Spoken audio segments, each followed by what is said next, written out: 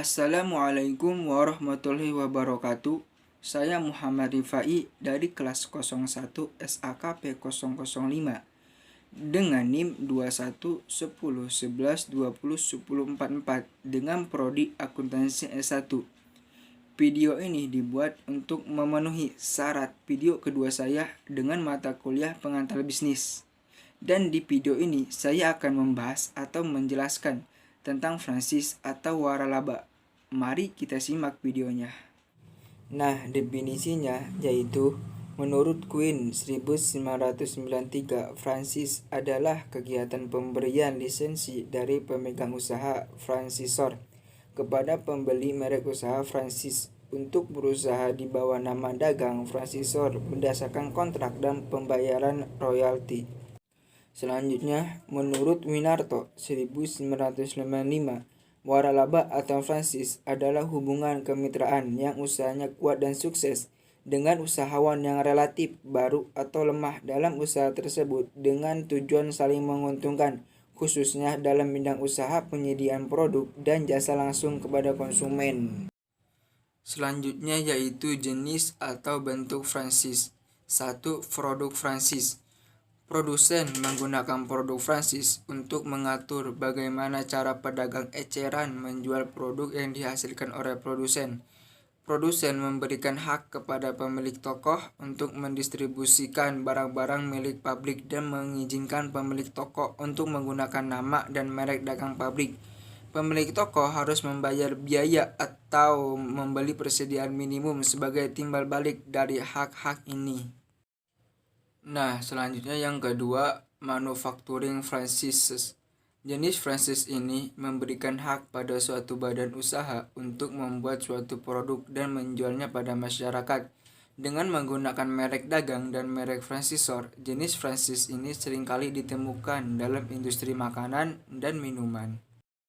Yang ketiga yaitu business opportunity ventures. Bentuk ini secara khusus mengharuskan pemilik bisnis untuk membeli dan mendistribusikan produk-produk dari suatu perusahaan tertentu. Perusahaan harus menyediakan pelanggan atau rekening bagi pemilik bisnis, dan sebagai timbal baliknya, pemilik bisnis harus membayarkan suatu biaya atau prestasi sebagai kompensasinya. Contohnya yaitu pengusahaan mesin-mesin, penjualan otomatis, atau distributorship. Nah, untuk yang terakhir yaitu business format franchising. Bentuk franchising yang paling populer di dalam praktek. Melalui pendekatan ini, perusahaan menyediakan suatu metode yang telah terbukti untuk mengoperasikan bisnis bagi pemilik bisnis dengan menggunakan nama dan merek dagang dari perusahaan. Selanjutnya yaitu keunggulan franchise bagi franchise. Pihak franchisor memiliki akses pada permodalan dan berbagi biaya dengan franchise dengan risiko yang relatif lebih rendah. Selanjutnya, pihak franchise mendapat kesempatan untuk memasuki sebuah bisnis dengan cara cepat dan biaya lebih rendah dengan produk atau jasa yang telah teruji dan terbukti kredibilitas mereknya. Selanjutnya, franchise secara berkala menerima bantuan manajerial dalam hal pemilihan lokasi bisnis, desain fasilitas, prosedur, operasi, pembelian, dan pemasaran. Di sini juga ada kelemahan franchise. Sistem franchise tidak memberikan kebebasan penuh kepada franchise karena terikat perjanjian dan harus mengikuti sistem dan metode yang telah dibuat oleh franchisor. Sistem franchise bukan jaminan akan keberhasilan. Menggunakan merek terkenal belum tentu akan sukses bila tidak diimbangi dengan kecermatan dan kehati-hatian. Franchise dalam memiliki usaha dan mempunyai komitmen dan harus bekerja keras serta tekun. Franchise harus bisa bekerja sama dan berkomunikasi dengan baik dalam hubungannya dengan franchisor. Nah, selanjutnya, tidak semua janji franchisor diterima oleh franchise. Masih adanya ketidakamanan dalam suatu franchise karena franchisor dapat memutuskan atau tidak memperbarui perjanjian.